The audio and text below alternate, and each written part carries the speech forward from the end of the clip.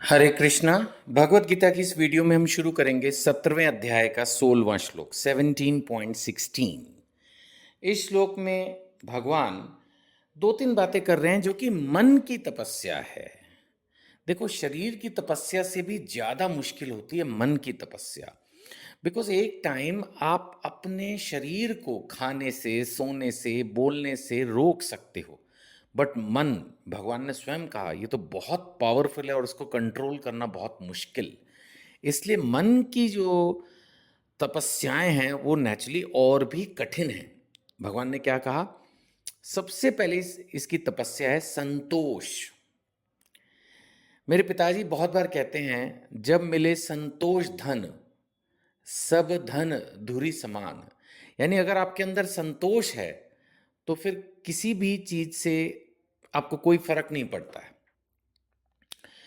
देखिए, ये बात जो मेहनती लोग हैं उनको कई बार अच्छी नहीं लगती। उनको लगता है नहीं, हमें मैक्सिमम की कोशिश करनी चाहिए। अब यहां ना बड़ा बारीकी से समझने की जरूरत है, संतोष का क्या मतलब है। देखिए, संतोष का मतलब ये है कि हम मैक्सिमम के लिए हार्डेस्ट एफर्ट करें। हम ज्यादा से ज्यादा पाने के लिए, उच्चतम मंजिल हासिल करने के लिए गहनतम मेहनत करें, वो ठीक, लेकिन अपने आप को रिजल्ट से दूर रखें। अब हम 17वें अध्याय में डिस्कस कर रहे हैं। दूसरे अध्याय में भी भगवान कह चुके हैं कि जो तुम कर्म करते हो उसका फल मुझे देना है। तो इसलिए ज्यादा चिंता मत करो, ज्यादा उसके बारे में सोचो मत। जो मिलना है वही मिलेगा, और इस पर हमें विश्वास रखना होगा कि जो हमें मिलना चाहिए वो मिल ही जाएगा।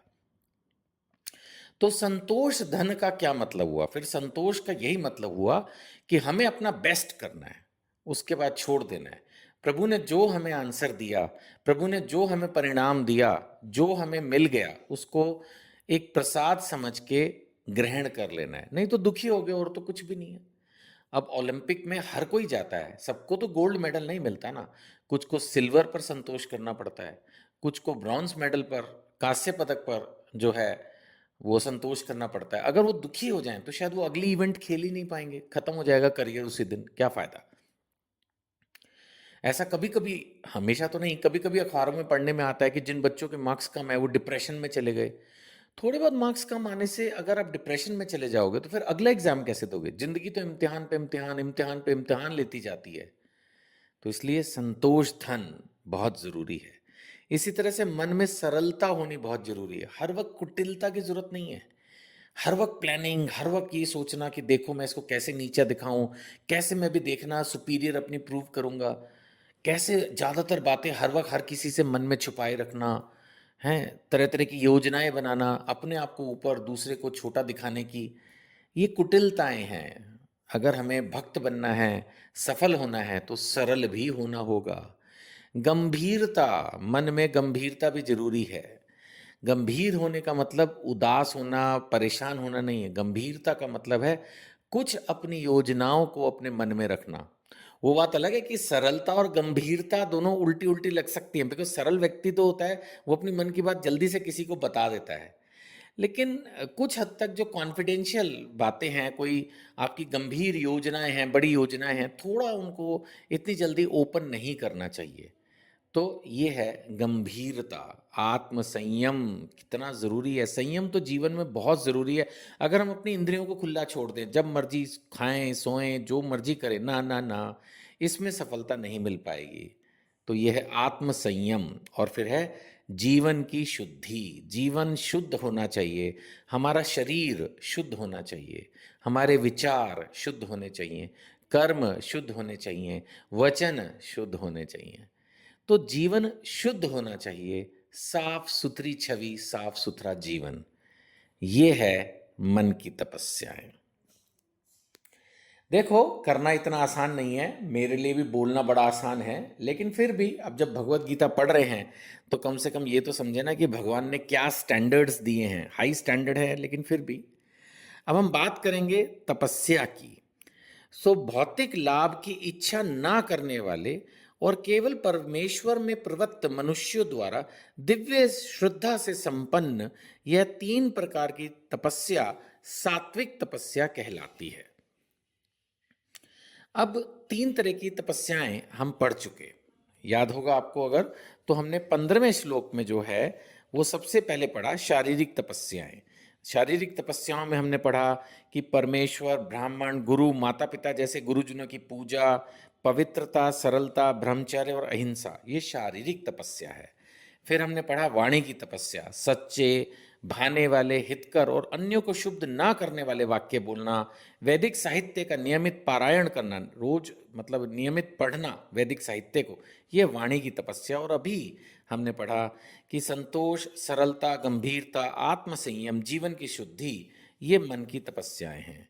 अब 17वें श्लोक में भगवान कह रहे हैं, लो भौतिक लाभ की इच्छा न करने वाले और परमेश्वर में प्रवृत्त मनुष्यों द्वारा दिव्य श्रद्धा से संपन्न, अगर हम इस तरह से भगवान की भक्ति भाव में ये सब तपस्याएं कर रहे हैं तो ये सात्विक तपस्याएं कहलाएंगी।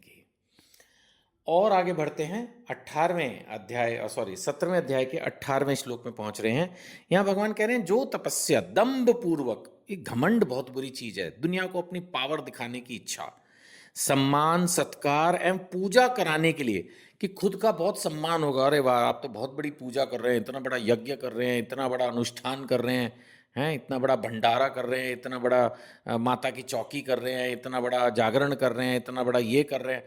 तो ये क्या है, कई बार हमारा खुद को ही लगता है कि इससे लोग हमारा सम्मान और सत्कार करेंगे, पूजा करने की, खुद की ही पूजा कराने के लिए संपन्न किया जाता है। तो भगवान कह रहे ना, ये रजोगुणी है, ये ना तो स्थायी है ना शाश्वत, ना तो ये बार बार आपसे हो पाएगी और इसके परिणाम भी शाश्वत नहीं है, ये सब टेम्परेरी।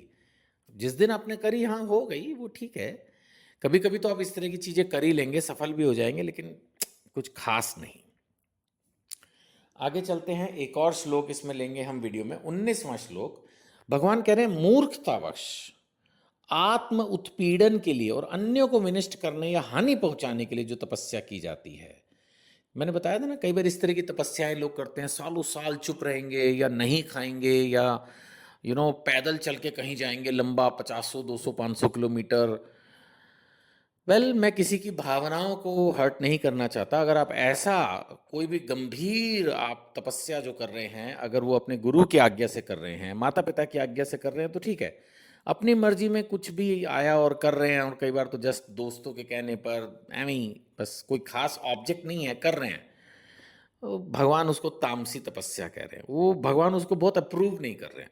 सो मेरी राय यही है कि अगर इस तरह की कोई गहन तपस्या करनी, पहली बात मेरे से अगर पूछो कोई ज़रूरत नहीं है, दूसरी बात अगर करनी भी है तो गुरु की आज्ञा या माता पिता की आज्ञा जरूर हो, यानी किसी बड़े ने आपको कहा हो कि अच्छा करो, तब तो फिर भी ठीक है, अदरवाइज कोई ज़रूरत तो नहीं लगती इस तरह की गहन तपस्याओं की। भगवत गीता में तो इसके बारे में कहीं भी नहीं है ना।